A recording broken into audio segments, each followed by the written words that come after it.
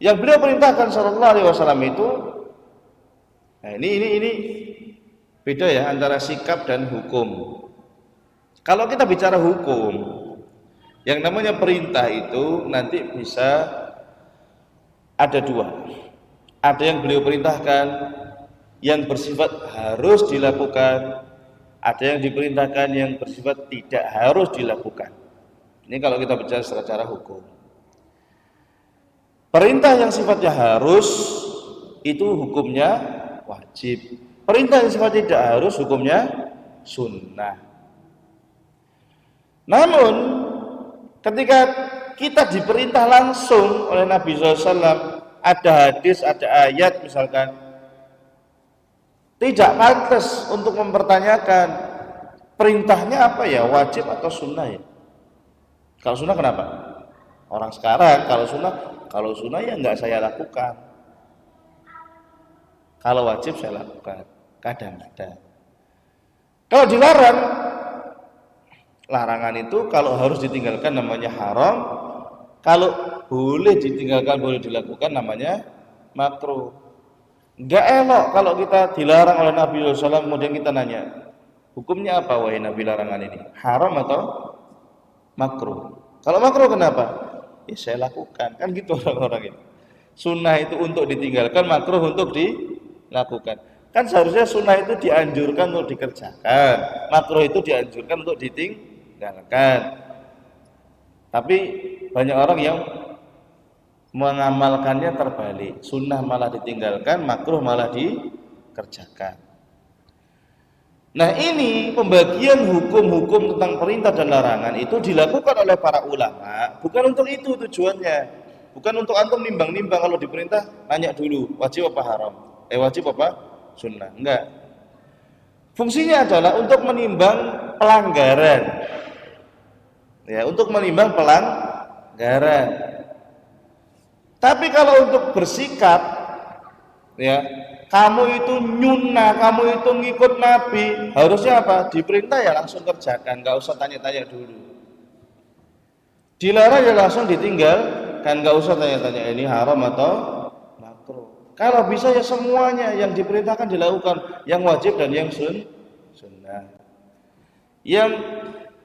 Yang dilarang ya ditinggalkan semuanya, yang haram dan yang makruh. Gitu. Itu kalau benar-benar cinta kepada Nabi Muhammad SAW. Kalau seandainya antum melakukan yang wajib-wajib saja, boleh enggak?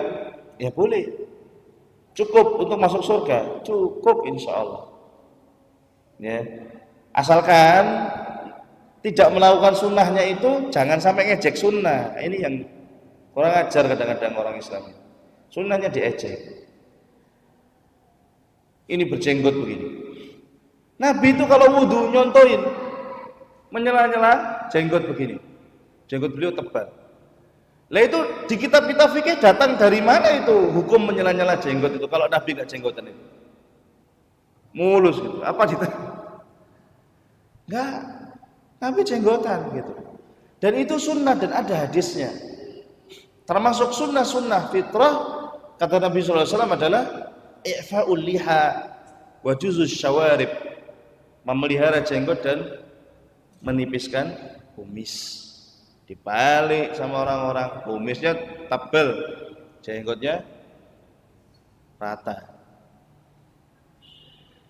Kalau antum nggak jenggotan, terus antum nggak mencela orang berjenggot, enggak apa-apa. Itu nanti urusan antum sama Allah Subhanahu wa taala. Tapi mencela ini, ada ulama Mesir namanya Syekh Ali Tontawi rahimahullah. Beliau pernah ke Indonesia. Sampai nulis buku, surga itu bukan di Swiss, tapi di puncak Bogor. Nah, dulu terkenalnya Swiss itu kan ya sampai sekarang ya, masuk daerah yang indah. Dia nulis buku Al-Jannatu laisat Swisra, lakinnaha fi puncak. Surga itu di puncak. Karena dia mainnya di sana waktu itu di Jakarta. Terus diajak ke puncak. Terus takjub dia melihat puncak Bogor. Kalau sekarang mungkin sudah berubah. Nah, dia itu enggak pakai jenggot, Pak.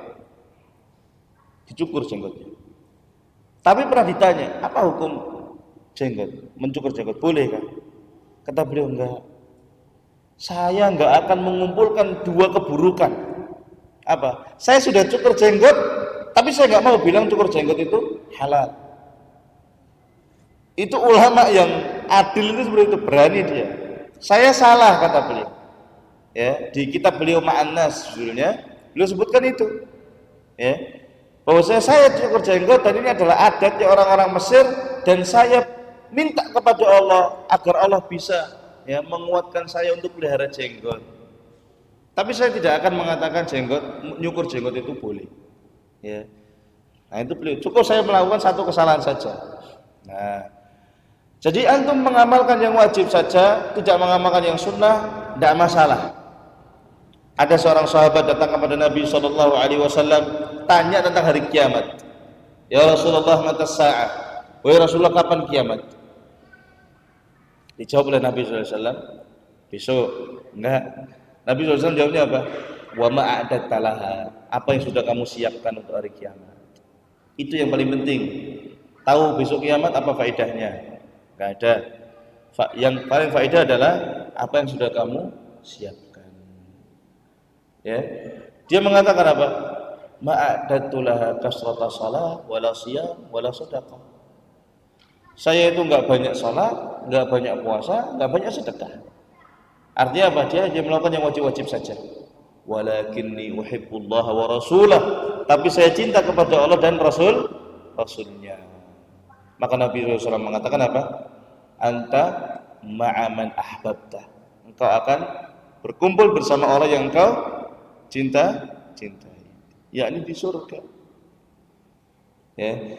Jadi kalau kita mengamalkan amalan-amalan yang wajib saja, misalkan sholat 5 waktu, alhamdulillah ke masjid. Kalau nggak sempat ke masjid, ya di rumah. Ya, diajak keluarganya untuk berjamaah. Kemudian puasa Ramadan ya full penuh. Ya, nggak nyolong-nyolong ke warung. Kemudian zakat, punya uang ya dizakati. Bahkan zakat itu kalau orang punya duit cuma zakat itu sebenarnya tergolong pelit. Masa sedekah cuma setahun sekali gitu kan. Itu pun kalau sampai nisab lagi. Kalau nggak sampai nisab nggak pernah ngeluarin duit. Ya kan pelit. Ya. Kemudian haji kalau mampu. Itu sudah cukup masuk surga insya Allah, cinta kepada Allah dan Rasul, ya. Tapi kalau masalahnya kita mengamalkan yang wajib, mencela sunnah, nah ini nggak benar. Karena mencela sunnah itu artinya kita mencela Nabi Muhammad SAW. Baik. Jadi kita membedakan antara bersikap dan berilmu, mengetahui hukum-hukum tentang larangan dan perintah itu untuk ilmu kita. Ilmu bagaimana maksudnya? Oh ini perintah, saya langgar. Nah itu baru kita rinci. Perintah ini apa? Wajib atau sunnah? Kalau wajib kita langgar, wah ini berat nih konsekuensinya. Tapi kalau sunnah, insya Allah tidak berat konsekuensinya. Ini larangan, saya langgar, haram, berat konsekuensinya. Ya, kalau makruh nggak berat konsekuensinya. Ya, begitu. Jadi untuk menyikapi pelanggaran. Tapi kalau kita diperintah dan dilarang secara langsung, ya. Kalau bisa perintah lakukan semaksimal mungkin, larangan tinggalkan semaksimal mungkin. Nah,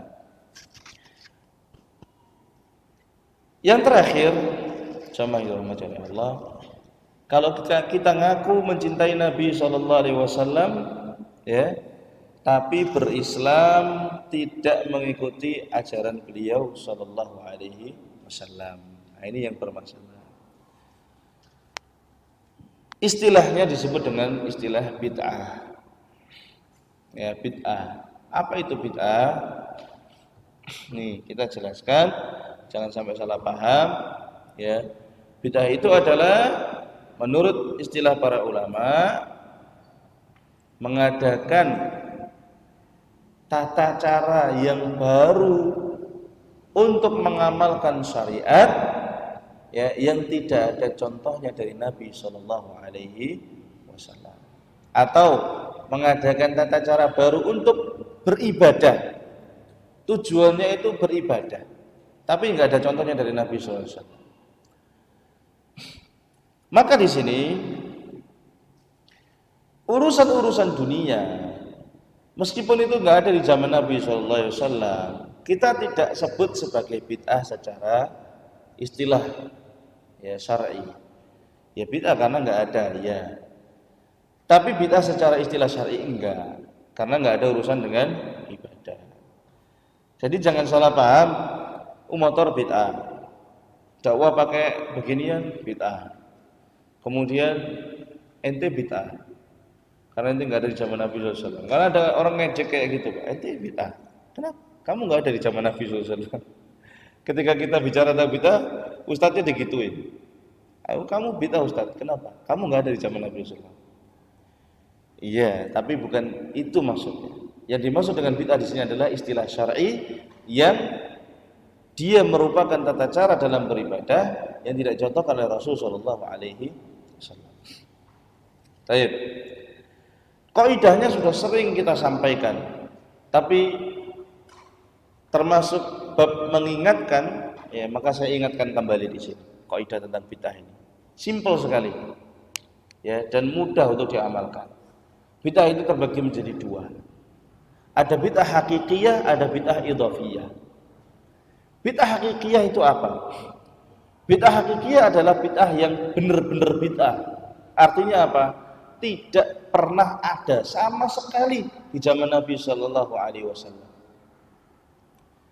Kalau bid'ah idhafiyah itu bid'ah tambahan. Ada di zaman Nabi SAW tapi dimodifikasi. Ya.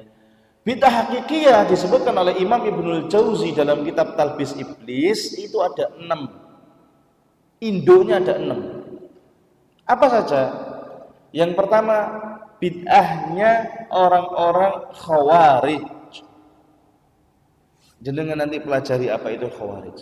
Karena sini nggak cukup waktunya. Ya. Khawarij. Dan akidahnya orang Khawarij yang paling besar adalah mengkafirkan orang Islam karena melakukan dosa besar. Hanya karena melakukan dosa besar kafir, gampang mengkafirkan orang. Dan kalau sudah kafir halal darahnya. Makanya ngebom di Indonesia itu nggak apa-apa bagi orang Khawarij. Karena apa? Banyak orang maksiat dan maksiat itu menyebabkan orang keluar dari agama Islam. Biasanya kalau ada ekstrem kiri, ada ekstrem kanan. Bid'ah itu begitu selalu. Kalau Khawarij tadi ekstrem kiri, ini ada ekstrem kanannya. Lawannya apa? Murji'ah namanya. Kalau Murji'ah ini ekstrem menetapkan iman itu ekstrem. Bahkan orang yang maksiat sebesar apapun, kalau sudah syahadat, ya tetap mukmin. Contohnya kalau zaman sekarang orang liberal, ibahiyah itu segala-galanya boleh bagi mereka. Ini boleh, semua pokoknya boleh. Ya. Ini orang Murji'ah namanya. Lawan dari Khawarij. Ini sudah ada dari zaman dulu. Ya. Cuma ganti baju, ganti nama gitu aja. Yang ketiga tentang takdir, ada yang namanya Qadariyah. Ini muncul di zaman sahabat sudah muncul. Ya. Yang mereka mengatakan takdir itu enggak ada. Ya, Allah enggak tahu tentang takdir. Ini benar-benar enggak ada di zaman Nabi SAW. Wujudnya zaman sekarang apa? Banyak. Orang komunis itu enggak percaya takdir. Ya. Orang Mu'tazilah enggak percaya takdir. Kemudian lawannya ekstrem kiri, ekstrem kanan ada. Menetapkan takdir berlebihan. Namanya kelompok Jabriyah. Kalau zaman sekarang Sufi ekstrim itu Jabriyah. Dulu Daulah Utsmaniyah, Khilafah Utsmaniyah, Ottoman, Turki itu kalah. Di antaranya gara-gara banyak orang-orang begini. Diserang pasrah, kan takdir Allah. Gitu mereka. Ya. Bahkan mereka justru ketika mendapatkan serangan-serangan dari penjajah, mereka mengatakan apa? Kita berserah diri kepada takdir Allah SWT. Ini juga salah. Umar bin Khattab radhiyallahu anhu ketika beliau dikabari beliau mau ke Palestina. Di Palestina ada wabah, ya, ada pandemi lah zaman itu. Beliau berhenti musyawarah ya dengan orang-orang terdekatnya. Lanjut atau pulang? Beliau sendiri bilang pulang. Ada yang nyeletuk, "Afirara min qadarillah ya Umar." Apakah kamu lari dari takdir Allah wahai Umar? Apa kata Umar? "Nafirru min qadarillah ila qadarillah." Kan kita lari dari takdir Allah yang satu kepada takdir yang lain. Memangnya bisa kita lari dari takdir Allah? Kan nggak bisa. Tapi manusia dikasih pilihan, mau lanjut, mau kena musibah atau nggak kena, kan gitu. Ya. Nah, ini orang Jabriyah enggak dianggap lari dari takdir Allah kalau kita ini pandemi alhamdulillah ya. Di Kediri itu sudah boleh di tempat umum nggak pakai masker, kuliah sudah mulai masuk, sekolah masuk. Nah, misalkan orang-orang Jabriyah, ya contohnya di Sulawesi yang awal-awal pandemi itu, mereka mengatakan, takutnya sama corona nggak takut sama Allah. Ini gimana? Takut sama corona nggak takut sama Allah itu gimana? Korelasinya di mana? Ya, nah ini Jabriyah. Kelompok yang keempat, namanya kelompok Jahmiyah. Jahmiyah itu adalah orang-orang yang meniadakan sifat-sifat Allah karena mereka berpikir kalau ditetapkan akan menyerupai sifatnya makhluk. Ya, akhirnya mereka buang-buang. Ya, mereka menetapkan semau mereka, membuang semau mereka. Baik. Yang terakhir kelompok Rafidhah, Syiah Rafidhah, ya, yaitu orang-orang yang menolak khilafahnya Abu Bakar dan Umar, bahkan mereka mengatakan Abu Bakar dan Umar itu adalah dua berhala dari kafir Quraisy.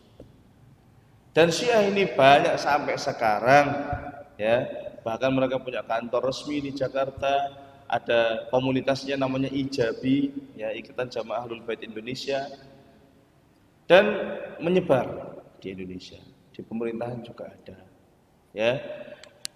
Nah, kita harus melek ini.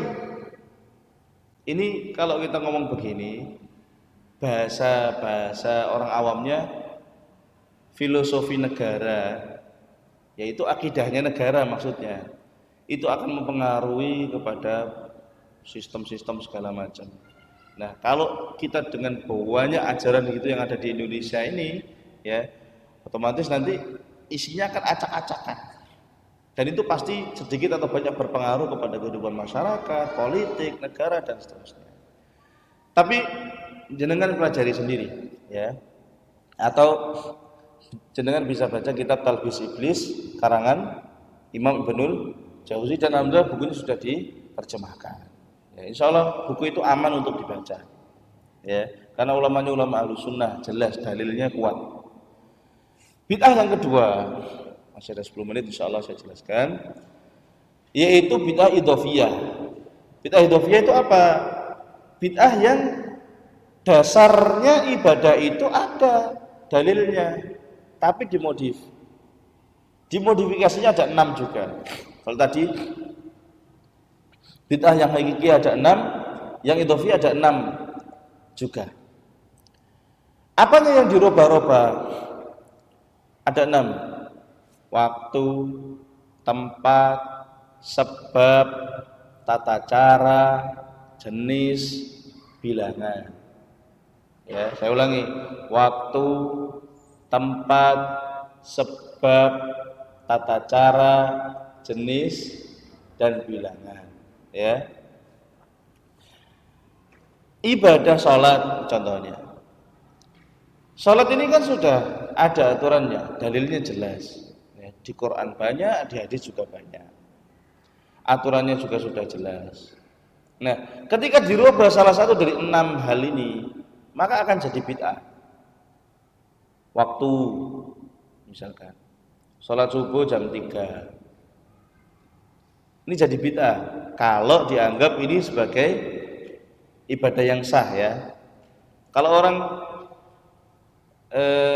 dengar alarm tetangganya azan, kemudian dia bangun panik sholat, ya nggak masalah, karena dia nggak sengaja. Dikira sudah, apalagi didukung dengan jamnya yang rusak, jam 5, padahal jamnya rusak, misalkan, ya itu ya nggak masalah karena dia nggak sengaja. Tapi kalau ada orang sengaja memajukan waktu sholat subuh, ya, Kita pakai jam aja, nggak usah pakai fajar. Jam 4 misalkan sholat subuh, dia majukan jadi jam 3 pagi. Maka inilah namanya bid'ah. Tempat juga begitu. Sholat itu kan tempatnya di masjid, ya, di rumah boleh sholat. Kalau ada orang sholat di kuburan, berarti itu melakukan bid'ah. Karena kuburan bukan tempat untuk sholat, kecuali sholat jenazah, boleh di kuburan. Karena sholat jenazah nggak ada rukuk, nggak ada sujudnya, cuma berdiri tok kayak ini. Tapi kalau ada orang sholat dulu sebelum masuk kuburan siapa saja, ya, maka itu bid'ah. Dan ini ada di sebagian kuburan yang dijadikan tempat wisata religi itu sholat dulu 2 rakaat di depan makam. Ya, Surabaya aja sini, coba antum lihat sini. Ya, di Ampel sana. Sholat dulu 2 rakaat. Nah, kemudian apa? Tata cara yang ketiga. Nah, sholat tata caranya sudah jelas. Ya, takbir dulu, salam di akhir. Kalau ada orang mikir, salam itu masa di akhir, salam ya di awal harusnya. Kalau ketemu orang kan salam. Assalamualaikum, Allahu Akbar, Allahu Akbar. Ya bid'ah. Ini juga bid'ah. Ya enggak boleh. Kemudian apa? Yang keempat. Sebab tadi belum, sebab. Ya. Sebab ada salat namanya salat tahiyatul masjid. Sebabnya apa? Sebabnya adalah untuk menghormati masjid. Maka kita salat 2 rakaat. Ini bisa digabung dengan salat sunnah yang lain, ya. Dengan salat sunnah qobliyah boleh, ya, atau salat duha boleh. Nah, kalau orang bikin sebab sendiri kayak tadi, masuk kuburan wali ini harus sholat 2 rakaat, nah, itu bid'ah juga. Atau masuk rumah kiai sholat 2 rakaat, itu bid'ah juga, ya. Menghormati rumah kiai gak ada. Masuk rumah Nabi aja nggak suruh sholat 2 rakaat. Terus kelima, jenis-jenisnya sholat itu kan sudah jelas tuh. Ada subuh, zuhur, asar, maghrib, isya. Dikurangi jenisnya bid'ah. Ditambahi ya sama, ya. Enggak boleh juga. Yang wajib ditambahi. Ada salat Salat midnight. Enggak. Salat midnight, ya. Korban misalkan Idul Adha. Binatangnya sudah ditentukan itu. Ya kambing, ya sapi, ya unta. Antum bawa gajah, meskipun harganya lebih mahal dari unta, ya enggak sah. Atau orang belum mampu bawa ayam ke panitia korban, Pak saya bawa ayam, loh enggak sah Pak, loh dengan Allah SWT aja mengatakan la yukallifullahu nafsan illa wus'aha. Saya pakai dalil Allah tidak membebani orang kecuali kemampuannya. Saya mampunya ayam dulu, boleh ayat itu dipakai untuk dalil? Nggak boleh. Berdalil itu bukan hanya dalilnya benar, tapi pendalilannya juga harus benar. Nantilah tahun depan kalau saya punya rezeki saya ganti kambing. Sekarang ayam dulu. Tolong dicatat nama saya di daftar korban. Ya nggak boleh. Ya. Nikah juga begitu Pak. Nikah Pak. Sudah tentukan jenisnya, laki-laki sama perempuan, manusia sama manusia. Ada nikah sama laptop, nikah sama magicom, nggak boleh. Kan kata-kata gitu. Ya kalau mau yang putih, pinter masak, nikah aja sama magicom katanya gitu. Nikah laki-laki sama laki-laki juga nggak boleh. Nggak boleh untuk bilang ke penghulu, mana calonnya? Ini. Lah kok bisa? Mampunya masih ini Pak. Tahun depan saya ceraikan, saya ganti. Ya nggak boleh. Ya. Terus yang terakhir bilangan. Bilangan sholat misalkan subuh kan 2 rakaat. Nggak boleh kita alasan selama kebaikan semakin banyak ya semakin baik. Belum tentu. Ada yang semakin banyak nggak jadi baik, ada. Kamu makan aja itu semakin banyak nggak semakin baik kok. Gula itu kan sumber energi. Tapi kalau kebanyakan ya diabetes kan gitu. Ada takarannya. Sholat 2 rakaat, antum tambahin. Sholat subuh 2 rakaat itu loh, pahalanya seperti sholat semalam suntuk. Kalau saya tambahi 4 rakaat, itu sehari semalam pahalanya. Ya enggak, aturan siapa? Ya, atau dikurangi. Kalau qasar itu kan zuhur, asar, isya. Anak pengen qasar subuh gimana? 1 rakaat aja. Ngantuk ya masalahnya. Ya enggak boleh. Ya. Terus nikah juga gitu. Boleh untuk nikah sampai 4 laki-laki. 5 nggak boleh. Ya, batasnya sampai 4. Itu pun kalau mampu. Ya, dan banyak orang nggak mampu. Ya, nggak usah dirubah-rubah 5, 6, 7, 4 dulu. Nah, itu kalau mau nih nikah. Dan seterusnya.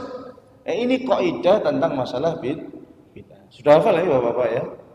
Insya Allah ada 2 bid'ah tadi apa? Hakikiyah dan idhofiyah. Yang hakikiyah ada 6 kelompok. Itu menjadi biangnya bid'ah dan itu bercabang-cabang nanti. Jangan kalau baca Talbis Iblis nanti disebutkan sampai 72 cabang. Ya. Dari mulai ranting, cabang sampai pimpinan pusatnya ada itu, disebutkan semuanya. Kemudian bid'ah yang idhofiyah tadi ada 6 kriteria ya, nggak boleh dirubah-rubah, entah ditambah atau dikurangi juga nggak boleh. Ya, mulai dari waktu, tempat, sebab, tata cara, jenis dan juga bilangan. Ya. Ini tentang masalah bid'ah. Nah, jadi kesimpulan dari kajian kita adalah saya rangkum coba ya. Yang pertama adalah cinta kepada Nabi Muhammad SAW itu merupakan syarat dari keimanan. Ya. Baik itu syarat mutlak atau syarat kesempurnaan iman. Kemudian kita harus mencintai Nabi SAW melebihi segala sesuatu, bahkan melebihi diri kita sendiri. Kemudian cinta kepada Nabi SAW tidak serta-merta membuat kita masuk surga. Ada yang cinta kepada Nabi, bahkan Nabi juga cinta kepada dia, ternyata masuk neraka. Contohnya siapa? Abu Thalib tadi. Ya. Kemudian cinta itu ternyata butuh ilmu. Contohnya apa? Pergi ke masjid, makanan sudah dihidangkan. Kita tidak mengatakan, lu kamu lebih cinta makanan daripada sholat. Tidak, karena sholat butuh fokus, butuh khusyuk, makanya selesaikan makan dulu. Kemudian ternyata ada orang yang salah dalam mencintai Nabi SAW. Cinta itu butuh pembuktian dan pembuktiannya adalah membenarkan apa yang beliau kabarkan, menjalankan apa yang beliau perintahkan, dan menjauhi apa yang beliau larang. Kalau kita mencintai secara lisan tapi amalannya malah bid'ah, ini kontraproduktif namanya, ya. Kleru, ya. Jadi nggak cukup untuk mengatakannya dengan mulut, tapi sebagaimana dikatakan Ibnu Hajar tadi harus direnungkan, difikirkan sudah sesuai atau belum. Baik, saya tutup dengan 2 hadis. Di zaman Nabi SAW pernah sahabat melakukan kesalahan, mengagumkan Nabi tapi salah. Yang pertama, hadisnya riwayat Bukhari Muslim juga, ada sahabat mengatakan Masya Allah wa syi'ta, atas kehendak Allah dan kehendakmu. Maka Rasulullah SAW menegur sahabat ini, Aja'al tani lillahi niddan, apakah kamu ingin menjadikan saya tandingan bagi Allah? Qul Masya Allah wahdah, katakanlah Masya Allah saja, gak perlu kehendak saya. Artinya apa? Sahabat salah ditegur. Apakah sahabat ini tidak cinta? Dia cinta, ngomong begitu karena cinta, tapi ditegur oleh Nabi SAW karena salah.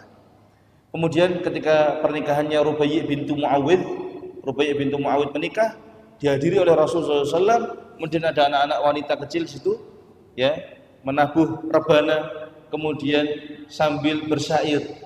Di antara syair yang diucapkan adalah wa fina nabiyyun ya'lamu ma fi ghadin, di tengah-tengah kami ada seorang nabi yang mengetahui apa yang akan terjadi besok.